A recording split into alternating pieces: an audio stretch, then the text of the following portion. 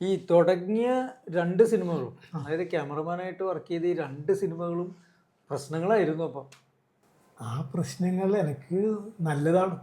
അല്ലാതെ ഇത്രയും എനിക്ക് താങ്ങാൻ പറ്റിയല്ലോ. അതിൽ നിന്ന് ഞാൻ പഠിക്കുകയായിരുന്നു. എന്താ പറഞ്ഞാൽ ഇങ്ങനെയെല്ലാം പ്രശ്നങ്ങൾ വരും, ഇതെല്ലാം നമ്മൾ തരണം ചെയ്യണം. ഒരു ഡയറക്ടറെ അടുത്ത് എങ്ങനെ നമ്മൾ പെരുമാറണം, എന്താണ് അവരുടെ ചില ഡയറക്ടർമാർക്ക്, എല്ലാ ഡയറക്ടറെയും പറയില്ല കേട്ടോ, ആരും ആക്ഷേപിക്കുന്നൊന്നുമല്ല അത്. ഞാൻ സിനിമയിൽ തന്നെ, സിനിമയാണ് എൻ്റെ ജീവിതം, അതുകൊണ്ട് ജീവിക്കുന്നവനാണ്. അപ്പോൾ അതുകൊണ്ട് എല്ലാ ഡയറക്ടറും അല്ല, ചില ഡയറക്ടർമാർക്ക് ഈഗോ വരാം. നമ്മൾ അതിന് നിന്ന് കൊടുക്കരുത്. നമ്മുടെ സ്റ്റാൻഡേർഡ്, നമ്മളെ ആ വർക്ക് നന്നായി ചെയ്യുക. വർക്ക് നോക്കിയൊന്നും ആയിരിക്കില്ല ചില സമയം അവൻ്റെ പെരുമാറ്റം, അവനെന്താണ് ലൊക്കേഷനിൽ. ചില ഡയറക്ടർമാർക്ക് ഇതിൻ്റെ ഉള്ളിലുള്ള കാര്യം ഞാൻ പറയാം.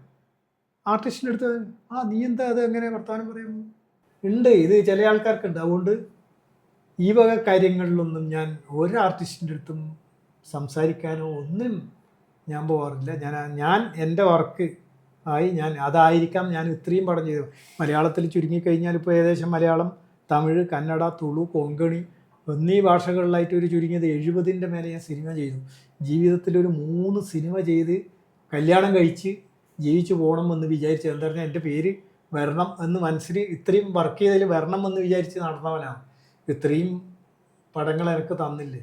മലയാളത്തിലോ ഏതെങ്കിലും ഞാൻ ഒരു ഡയറക്ടറെ അടുത്ത് ഞാൻ പോയി ചോദിച്ച് ഒരു പടം എനിക്ക് തരുമോ, എൻ്റെ ഫ്രണ്ട്സിൻ്റെ അടുത്ത് പറഞ്ഞിട്ടുണ്ടാകുന്നല്ല. അതുകൊണ്ട് വേറെ ഒരു ഡയറക്ടർക്ക് ഞാൻ ഫോൺ ചെയ്ത് ബുദ്ധിമുട്ടി, ഒരു ഡയറക്ടർക്കും എന്നെ പറ്റിയിട്ട് അങ്ങനെ പറയാൻ പറ്റില്ല. സാധാരണ അത് വേണം, അത് എൻ്റെ മിസ്റ്റേക്കായി ഞാൻ ചില സമയം ഫീൽ ചെയ്യാറുണ്ട്. ആരും ഞാൻ വിളിക്കാറില്ല, അഹങ്കാരം കൊണ്ടല്ല, അത് എൻ്റെ ക്യാരക്ടർ അതായിരിക്കാം. അതുകൊണ്ട് അങ്ങനെ എനിക്കൊരു പടം തന്നിട്ടുമില്ലായിരുന്നു. എത്രയോ ആൾക്കാർ, ഇന്ന് മലയാളത്തിലെ ഏറ്റവും വലിയ ഡയറക്ടർമാരെല്ലാം എനിക്കറിയാം. സി വി സാറിൻ്റെ സാഗരൻ സാക്ഷി എന്ന് പറയുന്ന പടം ഞാൻ ചുരുങ്ങിയത് ചെന്നൈയിൽ ഉള്ള എല്ലാ സീനുകളും ഞാനാണ് എടുത്തത്.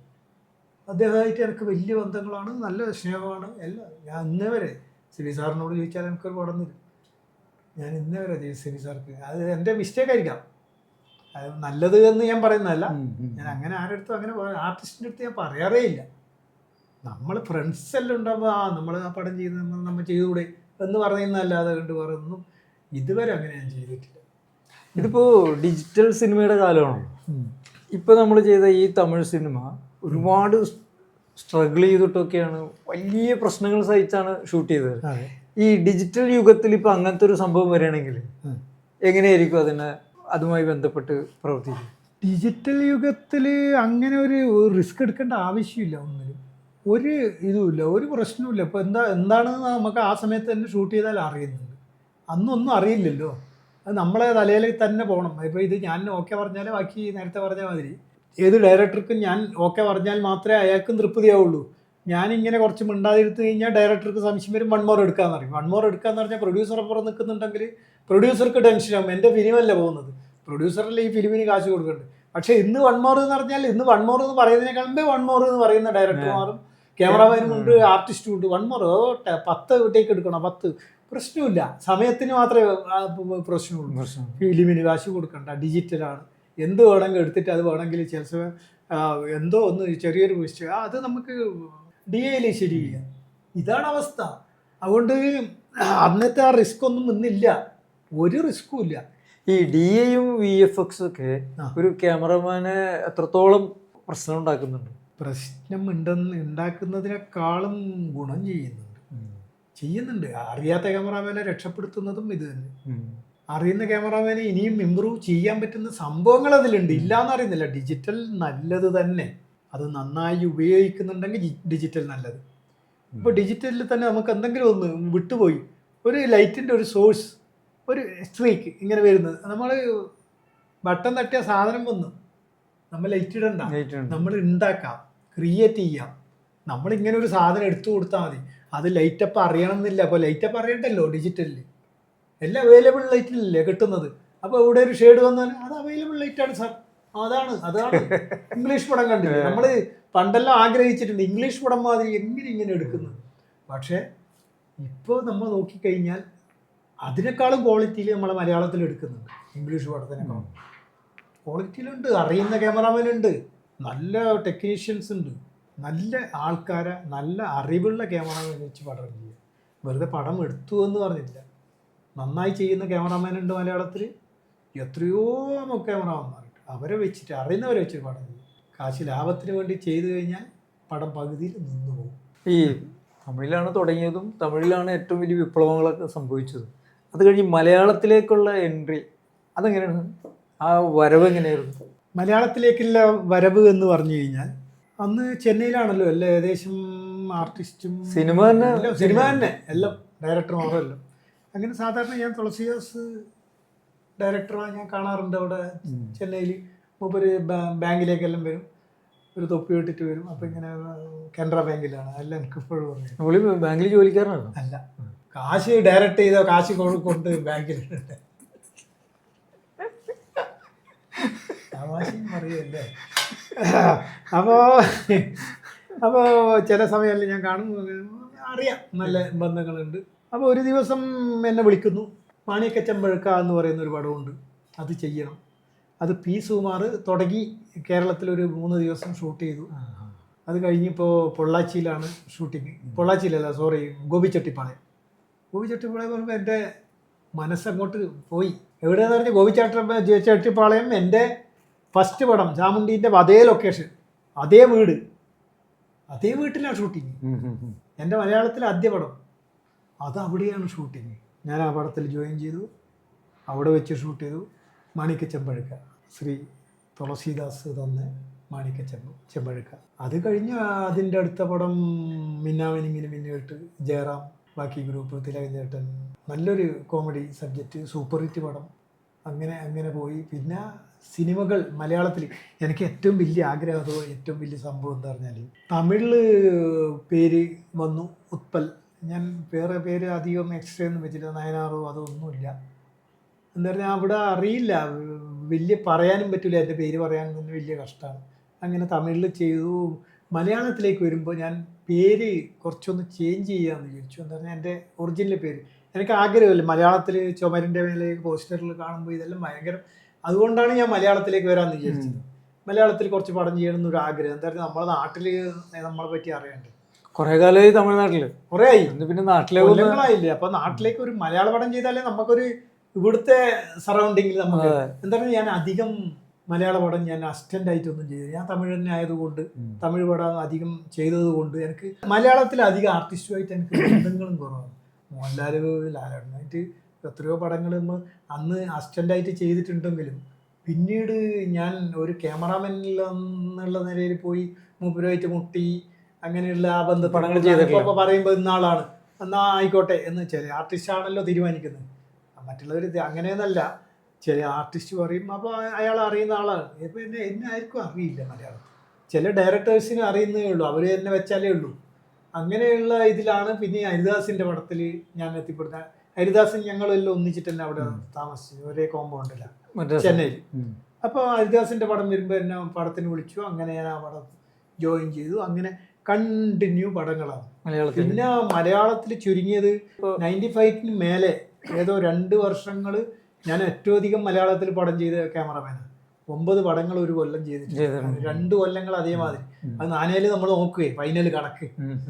നാനേല് വരുമ്പോൾ അത് ശരിക്കും അതിൽ വരും, ഇന്നാള് ഇത്ര പടം ചെയ്തു, ഏറ്റവും അധികം പടം ചെയ്തത്, അതൊരു തല സെപ്പറേറ്റ് വെക്കും. അതൊരു സുഖമായിരുന്നു.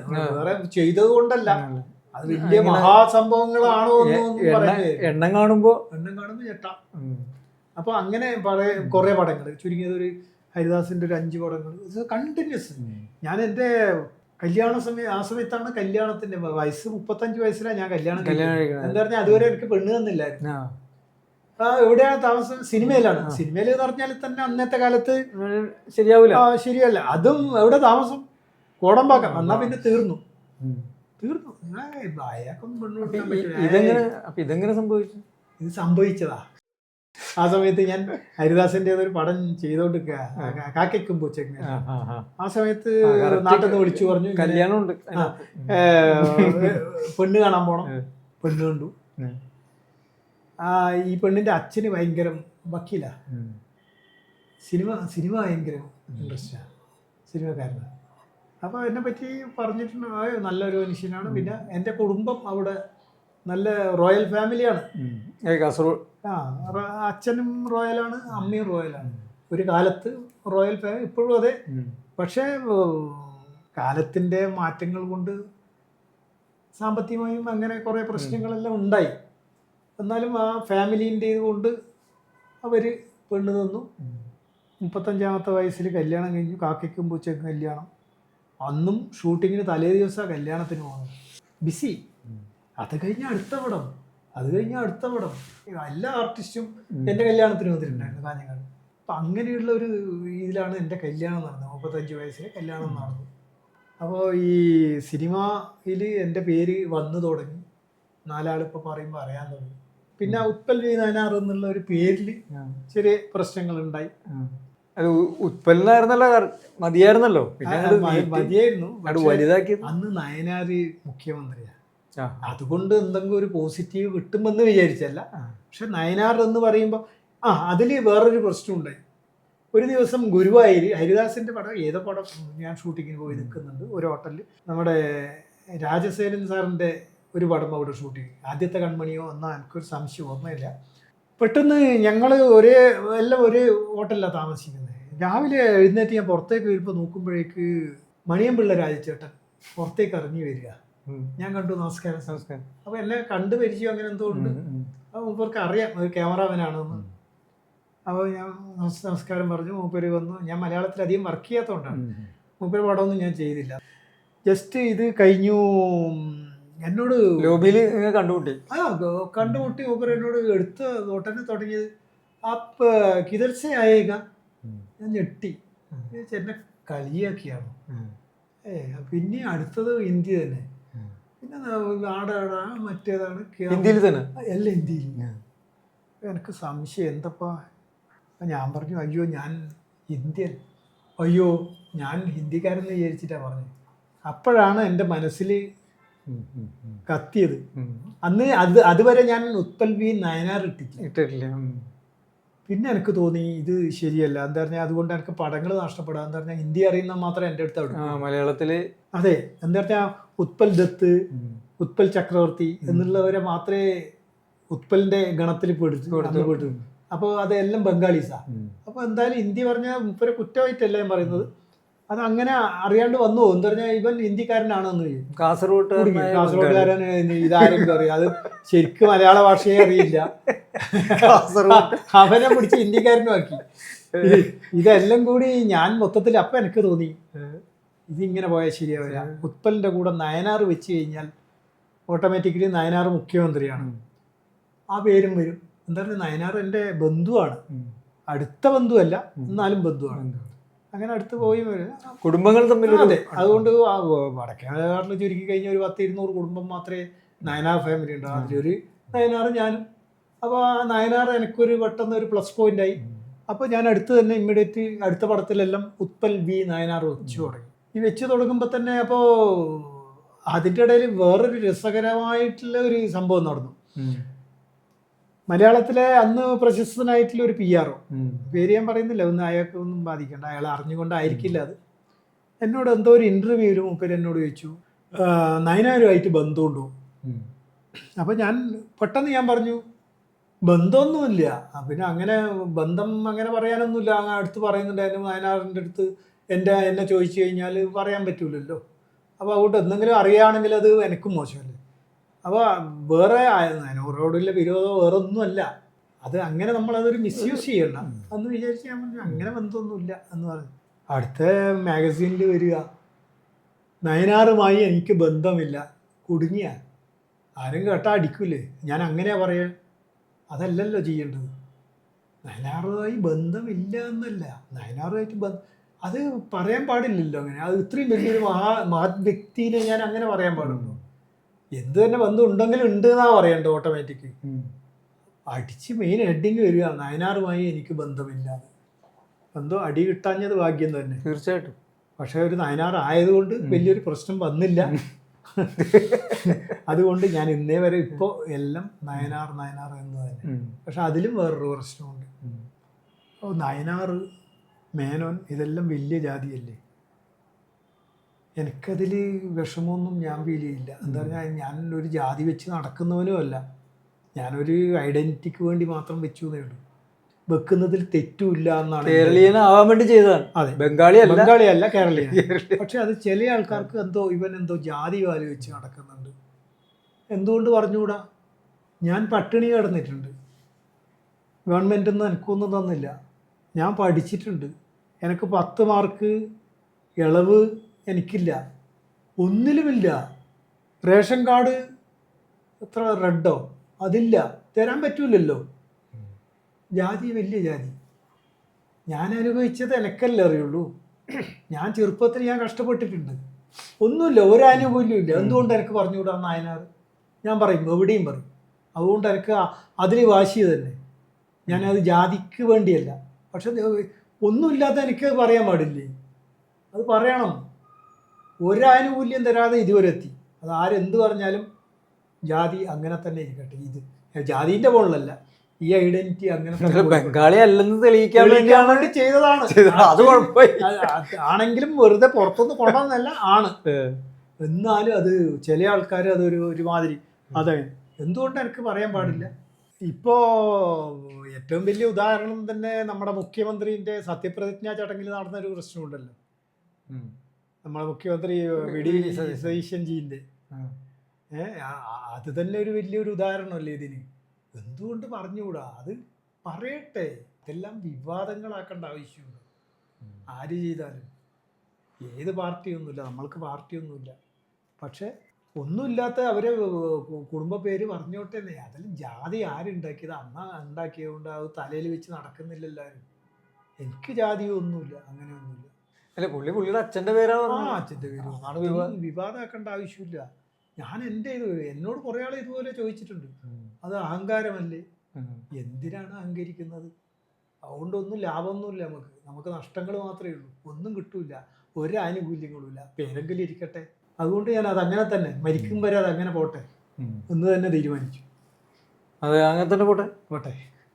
ഫിലിം റോളുകൾ ഉപയോഗിച്ച് ഷൂട്ട് ചെയ്യുമ്പോൾ ഉണ്ടാകുന്ന ആ ഒരു ത്രില്ലും സൂക്ഷ്മതയും ഡിജിറ്റൽ യുഗത്തിൽ വരുമ്പോൾ അത് കിട്ടുന്നുണ്ടോ? ഇല്ല, കിട്ടൂല, ഒരിക്കലും കിട്ടൂല. എന്താണ് പറയാൻ കാരണം എന്താ പറഞ്ഞാൽ, ഇപ്പോൾ ടെക്നിക്കലായിട്ട് എന്തും വന്നു. ഞാനിപ്പോൾ ഒരു ഉദാഹരണം പറയാം. ഇന്നലെ ഞാനൊരു AI സിനിമ കണ്ടു. മലയാളത്തിൽ ഇറങ്ങിയ ആദ്യ സിനിമ എന്നാണ് അവരവകാശപ്പെടുന്നത്. ആയിരിക്കാം. നമ്മൾക്ക് അത് എന്ത് തന്നെ അതിൽ ചെയ്തു കഴിഞ്ഞാൽ നമുക്കതൊരു ത്രില്ലിങ്ങേ അല്ല. എന്തുകൊണ്ട് പറഞ്ഞാൽ അത് നമ്മളല്ല ഉണ്ടാക്കുന്നത്. അത് എല്ലാം കൂടി ഇട്ടിട്ട് ഒന്നിൽ മെഷീനിലിട്ട് അതിൽ അരച്ച് തന്ന് പേസ്റ്റ് ചെയ്ത് തരുന്നു. അപ്പോൾ നമുക്ക് എന്ത് ത്രില്ലിങ് ഉണ്ടാവും? അതെല്ലാം ഉണ്ടാക്കുന്നത് മെഷീനാണ്. AI ആണ് ഇതെല്ലാം ഉണ്ടാക്കിയത്. നമ്മളെ ബുദ്ധി കുറച്ച് യൂസ് ചെയ്തു എന്നേ ഉള്ളൂ. അത് അയാൾ തന്നെയാണ് ക്യാമറാമാൻ. ആ ഡയറക്ടർ തന്നെയായിരിക്കും ക്യാമറാമാനും എല്ലാം. അത് അയാളുടെ തലയല്ല. ക്യാമറാമാന് അതിന് ആവശ്യമില്ല. ഇതിപ്പോൾ ഇങ്ങനെ ഒന്ന് വന്നു, അപ്പോൾ അതിൽ ഒരു ത്രില്ലും ഇല്ല. അത് നമുക്ക് മെഷീൻ എങ്ങനെ വരുന്നു അതുമാതിരിയേ ഉണ്ടാവുള്ളൂ. മെഷീനോട് പറയുന്നു. അതെ, അത് നന്നായി തന്നാൽ നന്നായി. ഇത് അതല്ല, ഇത് നമ്മൾ നന്നാക്കണം. നമ്മുടെ തല കൊണ്ടാണ് ഉണ്ടാക്കണം. അല്ല, അതിൽ പ്രത്യേകിച്ച് ബുദ്ധിയുടെ ആവശ്യമില്ല, ഒന്നുമില്ല. അത് ഒന്നും ഒരു ഇതേ ഇല്ല. അത് എന്താ പറഞ്ഞാൽ ഇന്നലെ കണ്ടു ഞാനത്. ആ പടത്തിനെ പറ്റിയിട്ട് ഞാൻ ഒരു കമൻറ്റ് ഇവിടെ പറയുന്നില്ല. പക്ഷെ കഥ നല്ലതാണെങ്കിൽ പടം ഓടും, ഉറപ്പാണ്. അത് AI ആയാലും ആർട്ടിസ്റ്റ് ഇല്ലെങ്കിലും കഥ തന്നെയാണ് മെയിൻ. അത് നല്ലതാണെങ്കിൽ തീർച്ചയായിട്ടും ഓടും. പക്ഷെ ഈ നമുക്കൊരു സംതൃപ്തി, ഒരു തൃപ്തി, ഒരു വർക്ക് ചെയ്ത് കഴിഞ്ഞാൽ നമ്മൾ വൈകുന്നേരം പോയി ഇരുന്ന് ആലോചിക്കും, നമ്മൾ ഇന്ന് എന്തെല്ലാം ചെയ്തു, ആ വർക്കിൽ നമ്മൾ ഉപയോഗിച്ചത് എങ്ങനെയായിരുന്നു. ഇപ്പോൾ നമ്മളൊരു ടെക്നിക്കലാണെങ്കിൽ അത് അവനെല്ലാം മെഷീൻ ചെയ്ത് അത് പോയി നമുക്കൊന്നും ത്രില്ലിനുമില്ല. ഇതിപ്പോൾ ഒരു ഷോട്ട് കഴിയുമ്പോൾ ഒരു കൈയടിക്കുമ്പോൾ കിട്ടുന്ന ഒരു തൃപ്തി ഉണ്ടല്ലോ, അത് ഒരിക്കലും ഇപ്പോൾ വരുന്ന ഡിജിറ്റൽ ക്യാമറയിലോ ഒന്നിലും കിട്ടില്ല. എന്താ പറഞ്ഞാൽ അന്ന് നമ്മളൊരു ഷോട്ട് എടുക്കണമെങ്കിൽ, ഇപ്പോൾ അത് ഒരു ഉദാഹരണം, ചെറിയൊരു ഉദാഹരണം പറയാം. ആകാശത്തിലെ പറവകൾ എന്ന് പറയുന്ന ഒരു സിനിമ ഒരു ടെക്നിക്കലും ഒരു ഇത് വരാത്ത ഒരു കാലഘട്ടത്തിൽ ചെയ്തൊരു സംഭവമാണ്. വിനു ഡയറക്റ്റ് ചെയ്ത പടം. മണിയാണ് ഹീറോ. ഈ മണി ഒരു പേ പിടിച്ച് നടക്കുന്ന ഒരു മനുഷ്യനായിട്ടുള്ള അഭിനയിച്ച ഒരു പടമാണ്. അത്രയും നല്ല പടം. നമ്മുടെ മണീൻ്റെ കരിയറിൽ ഏറ്റവും നല്ലൊരു പടമായിരിക്കും അത്. എന്താ പറഞ്ഞാൽ അത്രയും റിസ്ക് എടുത്ത് അഭിനയിച്ചിട്ടുള്ള പടം. അതിൽ ഒരു ഷോട്ട് ഉണ്ട്, ടെക്നിക്കലൊന്നും ഒന്നും വന്നില്ല അന്ന്. ഇപ്പോൾ ക്യാമറയുണ്ട്, എല്ലാം എലി ക്യാമ ഉണ്ട്. ഇപ്പോൾ ഇവിടുന്ന് സ്വിച്ചിട്ട് അവൻ മേലെ പോവും, അവിടുന്ന് എടുക്കും, തിരിയണോ അടുത്തേക്ക് വരണോ മേലെ പോകണോ എവിടെ പോകണം അതെല്ലാം നമ്മൾ ഇവിടെ വെച്ചിട്ട് ഒരു ഇരിക്കിൽ ഇരുന്നിട്ട് കൺട്രോൾ ചെയ്യാം. അതും ക്യാമറാമാനല്ല, വേറൊരുത്തൻ കൺട്രോളറായിരിക്കും, അത് അയാളെ കൺട്രോൾ ചെയ്ത് അയാൾ പോകും. പക്ഷെ അന്ന് ഒരു ഷോട്ട് കഥ പറയുമ്പോൾ തന്നെ ഞാനും ഡയറക്ടറുമായി ഇരുന്ന് ഇങ്ങനെ ആലോചിച്ച സമയത്ത് ഒരു ദിവസം എനിക്ക് തോന്നി, ഇയാൾ ഈ നെല്ലറയിൽ കൊണ്ടിടും, നായിനെ പിടിക്കാൻ പോയ സമയത്ത് രാത്രി ഇയാളെ കാലിൽ കടിക്കും നായി കടിച്ച സമയത്ത് ഇവർ പെട്ടെന്ന് മണിക്ക് ഒരു പേടിയായി, എല്ലാം കൂടി അയാൾക്ക് ഓട്ടോമാറ്റിക്കലി ചെറിയ അതിൻ്റെ ലക്ഷണങ്ങളെല്ലാം വരാൻ തുടങ്ങുന്ന സമയത്ത് ഈ മണീനെ ഒളിപ്പിക്കാൻ വേണ്ടി അങ്ങനെ ജഗതിച്ചേട്ടനാണെന്ന് തോന്നുന്നു, എനിക്ക് ശരിക്കും ഓർമ്മ കിട്ടുന്നില്ല, ഒരു നെല്ലറയിൽ കൊണ്ടിടും. ആ മണി നന്നായി ചെയ്തൊരു സംഭവം. ആ നെല്ലറയിൽ വെച്ചിട്ട് ഇയാൾ ഈ ഒരു തൂണുണ്ട്, തൂണിന് ചുറ്റും അമ്മയെന്ന് പറഞ്ഞിട്ട് ഇങ്ങനെ നടക്കും, ഓരോ പോയിൻ്റ് ഇങ്ങനെ റൗണ്ടായി റൗണ്ടായി റൗണ്ടായി റൗണ്ടായി ഒരിക്കൽ വീഴും. അങ്ങനത്തെ ഒരു സീനുണ്ട്. അപ്പോൾ ഈ തൂണ് റൗണ്ട് ചെയ്യുന്നത് ഞാൻ ഡയറക്ടറെ അടുത്ത് ഇങ്ങനെ പറഞ്ഞു, എൻ്റെ ഒരു ഐഡിയ പറഞ്ഞു, അപ്പോൾ നമുക്ക് ഇങ്ങനെ ചെയ്താൽ എങ്ങനെയാണ്. അപ്പോൾ അത് ആ ക്യാമറ ഫിലിമിൻ്റെ ക്യാമറയാണ്, നമുക്ക് ഒരു അടി പോയി കഴിഞ്ഞാൽ അതിന് നഷ്ടം പ്രൊഡ്യൂസർക്ക് എത്ര വരുമെന്നുള്ള ആലോചിക്കണം. എന്താ പറഞ്ഞാൽ നമ്മൾ ഫിലിം അധികം ആയിക്കഴിഞ്ഞാൽ നമ്മൾ ആ തെറി പറയാൻ തുടങ്ങും. അപ്പോൾ ഞാൻ ഡയറക്ടറെ അടുത്ത് പറഞ്ഞു, നമുക്ക് ഇങ്ങനെ ഒരു 24-ൽ നിന്ന് മൈനസായി വരാം, ഇങ്ങനെ മെല്ലെ ഇയാൾ അമ്മയെന്ന് പറഞ്ഞ് ഇങ്ങനെ വന്ന് വന്ന് വന്ന് വന്ന് അപ്പോൾ റൗണ്ട് റോൾ ചെയ്യാം, ഇങ്ങനെ വന്ന് ഇങ്ങനെ റൗണ്ട് അടിക്കും തോറും ഇങ്ങനെ നമ്മൾ ഫ്രെയിം കുറച്ചുകൊണ്ട് സ്പീഡ് കൂടും, അപ്പോൾ ഇയാളുടെ നടത്തവും കൂടും, ടോട്ടലി ഒരു സ്പീഡും കൂടും. അപ്പോൾ ഇയാൾക്കൊരു വല്ലാത്തൊരു മൂഡ് ഉണ്ടാക്കുന്നതാണ് അവർ ക്രിയേറ്റ് ചെയ്യുന്നത്, അയാൾ ചെയ്യുന്നുണ്ട്. എന്നാലും നമ്മളെ ഇതുകൊണ്ട് ഒരു ഒരു ഒരു ക്രിയേഷനിൽ നമുക്കത് കുറേ കൂടി ഒരു എഫക്റ്റ് കിട്ടും, മ്യൂസിക്കെല്ലാം കൊടുക്കും. അപ്പം ഞാൻ ഇങ്ങനെ ആയി അവസാനം 4 ഫ്രെയിം എന്നെല്ലാം പറഞ്ഞു കഴിഞ്ഞാൽ ഒരു റൗണ്ട് വരുമ്പോൾ ഷിം നിറഞ്ഞിട്ട് പോകും. അപ്പോൾ ഇങ്ങനെ വന്ന് വന്ന് വന്ന് വന്ന് വന്ന് വന്ന് കൂടി അത് ഭയങ്കര സ്പീഡായി മാറും. അപ്പോൾ അവിടുന്ന് ഇയാൾ അങ്ങോട്ട് നിലത്തേക്ക് വീണ് ആ ഷോട്ട് എടുത്തു റൗണ്ട് റോളിൽ, ഫ്രെയിം കുറച്ച് തന്നെ. ഒരു ടെക്നിക്കലും ഇല്ലാത്ത സമയത്ത് നമ്മളെ മാനുവലായിട്ട് ചെയ്യുന്ന സംഭവം ഡെവലപ്പ് ചെയ്താലേ എങ്ങനെ റിസൾട്ട് വന്നിട്ടുണ്ടെന്ന് അറിയുള്ളൂ.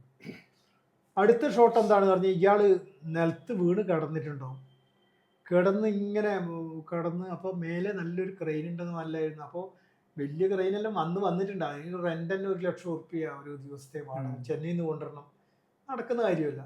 അപ്പോൾ എനിക്കൊരു ഐഡിയ വന്നു, നമ്മൾ എന്തുകൊണ്ട് ആ ക്രെയിനിനെ പോലെ തന്നെ ഒരു ഷോട്ട് നമുക്ക് എടുത്തുകൂടാ എന്ന് വിചാരിച്ച് ഞാൻ എന്ത് പണിയെടുത്തു പറഞ്ഞാൽ, ഒരു ഓട്ടോറിക്ഷേൻ്റെ ഒരു ടയർ, ഇതെല്ലാം മാനുവലായിട്ടുള്ള സംഭവമാണ്, ടയർ ഇതിൽ സെൻറ്റർ കിട്ടണം, നമുക്കൊരു ആർട്ടിസ്റ്റിൻ്റെ സെൻറ്റർ കിട്ടണമെങ്കിൽ ഈ ടയറിൻ്റെ ഉള്ളിൽ ലെവൽ ചെയ്ത് വെക്കണം. വെച്ച് ക്യാമറ കയറാനൊന്നും പറ്റില്ല, നമുക്ക് കാണാൻ പറ്റില്ല, നമ്മൾ ക്ലോസ് ചെയ്യുമല്ലോ, വെച്ച് ഫുള്ള് വൈഡ് ആംഗിൾ ലെൻസ് ഇട്ട് കഴിഞ്ഞ് ഏകദേശം മണീൻ്റെ ഫേസിൽ അങ്ങനെ തന്നെ വെച്ചിട്ട് ക്യാമറ നല്ല കപ്പിയിട്ട്, നല്ല ഹൈറ്റ്, ഒരു 10-40 അടി ഹൈറ്റുള്ള മേൽക്കൂരിയാണ്, കപ്പിയിട്ട് കയറും ഇട്ട് ഒരാളുടെ കയ്യിൽ കൊടുത്ത് കയറ് കറക്റ്റ് മണീൻ്റെ ഫേസ് സെൻറ്റർ വെച്ച് ക്യാമറ അത് കുറച്ചൊന്ന് റൊട്ടേറ്റ് ചെയ്ത് വെച്ചു. ഇതെല്ലാം പിന്നെ വരുന്ന ഐഡിയകളാണ്. ഫുൾ റൊട്ടേറ്റ് ചെയ്ത് വെച്ച് കഴിഞ്ഞാൽ നമ്മൾ വിട്ട് കഴിഞ്ഞാൽ ഇവനിങ്ങനെ തിരിയാൻ തുടങ്ങും. അപ്പോൾ ക്യാമറ കിടന്നിറങ്ങും. അത് 40 ലെൻസ് എന്ന് പറഞ്ഞാൽ വൈഡാണ്. ഇപ്പോൾ എന്തായാലും എവിടെ പോയാലും ഫീൽഡ് വരും. അപ്പോൾ നമ്മളെല്ലാം മാറി നിൽക്കണം, ഒളിക്കണം. നമ്മളൊന്നിലും ഒരു ഫ്രെയിമിലും വരാൻ പാടില്ല, മായ്ക്കാനും പറ്റില്ല ഇന്നത്തെ മാതിരി. ഇത് ഫുള്ള് റൊട്ടേറ്റ് ചെയ്ത് വെച്ച് ഫേസിൽ വെച്ച് ഇവനൊരു പോക്ക് പോകും മേലോട്ട്, ക്യാമറ അങ്ങനെ തന്നെ തിരിഞ്ഞുകൊണ്ട് പോകും. ഷോട്ട് നോക്കിയാൽ അറിയാം, അതങ്ങ് മേലെ കയറും. ഇത് ഓടുന്നത് ഫിലിമാണ്, ഞാനിവിടെ ഓൺ ചെയ്ത് ഞാൻ ഓടണം, ഫ്രെയിമിൽ വരാൻ പാടില്ല, എനിക്ക് കാണാനും പറ്റൂല. എന്താ പറഞ്ഞാൽ അത് വരും എന്നുള്ള ഒരു വിശ്വാസം അതേ മാത്രമേ ഉള്ളൂ. നമുക്ക് ഒരു മോണിറ്റർ ഇല്ല, ഒന്നും കാണാൻ പറ്റൂല. ഇന്നാണെങ്കിൽ ഇതെല്ലാം കാണാം, ഇതിൽ സംഭവം ശരിയാണോ ഓക്കെ ആണോ എല്ലാം അറിയാം, നമ്മൾ ഡെവലപ്പ് ചെയ്താൽ മാത്രമേ അറിയുള്ളൂ. ഇതിങ്ങനെ തിരിഞ്ഞ് തിരിഞ്ഞ് തിരിഞ്ഞ് തിരിഞ്ഞ് ബീമിന് മേലെ പോയി അവിടുന്ന് ഒരു വിടലുണ്ട് ഈ ക്യാമറ കയറിൽ തന്നെ. അങ്ങനെ വന്ന് അപ്പോഴേക്ക് മണീൻ്റെ ഫേസിൽ വന്ന് ഒരു സ്റ്റെക്ക കയറിൽ വന്ന് നിന്ന്, ആ വെയിറ്റ് ഉണ്ടല്ലോ, ചുരുങ്ങിയത് ഒരു 10-20 കിലോ ഉണ്ടാവും ക്യാമറേൻ്റെ വെയിറ്റ്. ഇത് വന്ന് ഫേസ് ഞാൻ വിചാരിച്ചു മണീന്റെ ഫേസിൽ ഇടിച്ചു കഴിഞ്ഞാൽ തീർന്നു. എന്തായാലും അത്രയും ഹൈറ്റിൽ വരുന്ന അത് പോയിന്റ് വെച്ചിട്ട് നമുക്ക് ഇത്ര പോയിന്റിൽ വന്നു കഴിഞ്ഞാൽ ഇവിടെ പിടിച്ചോളണം എന്നുള്ളതുണ്ട്. കറക്റ്റായിട്ട് വന്ന് കയറല്ലേ, കയറ് വലിയല്ലോ, ഒരു എന്ത് കയറാണെങ്കിലും ഒരു ആ ഫോഴ്സിന് ഒരു വലിച്ചിലുണ്ടാവുമല്ലോ. വന്ന് ഒരു പോയിന്റ് ഫോക്കസും ഏകദേശം ഒരു ലിമിറ്റ് ഫോക്കസ് വെച്ച് വിട്ടതാ, ഇല്ലെങ്കിൽ ഔട്ട് ഓഫ് ഫോക്കസ് ആവും. അതിന് കണക്കാക്കി ലൈറ്റ് നമ്മൾ ഇവിടെ ബൂസ്റ്റ് ചെയ്യണം. എന്താ ഐ സ്പീഡ് ഇട്ട് പോകുന്നതാ. അപ്പൊ അത്ര ഹൈറ്റിൽ പോകുമ്പോൾ ഔട്ട് ഓഫ് ഫോക്കസ് പോകും. വൈഡാകുന്നതുകൊണ്ട് അത്ര ഔട്ട് അറിയില്ല നമുക്ക്. ഈ വന്ന് ഫോക്കസും ചെയ്യാൻ പറ്റില്ല. ഇന്നെല്ലാം റിമോട്ടിൽ ഇവിടുന്ന് തിരിച്ചു കഴിഞ്ഞാൽ അവൻ ഓട്ടോമാറ്റിക്കലി അവിടെ കയറുന്നു. റിമോട്ടാ, ഇവിടെ ഇരുന്ന് തിരിച്ചാൽ എവിടെയും ഒളിച്ചിരുന്നിട്ട് ഇത്ര ദിക്കിൽ വരും, ഇത്ര ഡിസ്റ്റൻസ് എന്നുള്ള ഫോക്കസ് വെച്ച് കഴിഞ്ഞാൽ അതൊന്നും ഒന്നുമില്ല, ഒരു ഫിക്സഡ് ഫോക്കസാ. വന്ന് അങ്ങോട്ട് ഫേസിൽ വന്നിട്ട് അടിച്ചു. ഞാൻ വിചാരിച്ചു പോയി. അപ്പോൾ ഒരു മണി ആ സമയത്ത് ഒരു അമ്മേന്നൊരു വിളിയുണ്ട്. ഞാൻ വിചാരിച്ചു ഇടിച്ചു, എല്ലാം തീർന്നു. ഫേസിലാണ് വന്ന് വെക്കുന്നത്. അത് അഭിനയിച്ചതായിരുന്നു ആ അമ്മേന്നില്ല വിളി. പടം ഡെവലപ്പ് ചെയ്ത് എന്താ ഷോട്ട് അറിയും, സൂപ്പർ ഷോട്ടായിരുന്നു. അത് അന്ന് ഒന്നുമില്ലാത്ത സമയത്ത്. അപ്പോൾ അത് എടുത്ത് നന്നായി എന്ന് പറയുമ്പോഴുള്ള ആ സംതൃപ്തി ഉണ്ടല്ലോ, ആ ഒരു ഒരു ഒരു നമുക്കുണ്ടാകുന്ന ഒരു സന്തോഷം അത് പറഞ്ഞറിയിക്കാൻ പറ്റില്ല. അത് ഇന്നത്തെ ഇതിൽ കിട്ടൂല. ഇപ്പം തന്നെ എല്ലാം അറിയാം, ആർക്കൊന്നുമില്ല, ഒരാളും കൈയടിക്കൂല. അന്ന് ആ ഷോട്ടെല്ലാം കണ്ട് കൈയടിച്ചു, പക്ഷെ നന്നായി വരണം. അതാണ് അതിൻ്റെ ഇത് പറഞ്ഞറിയിക്കാൻ പറ്റാത്ത ഒരു സന്തോഷം.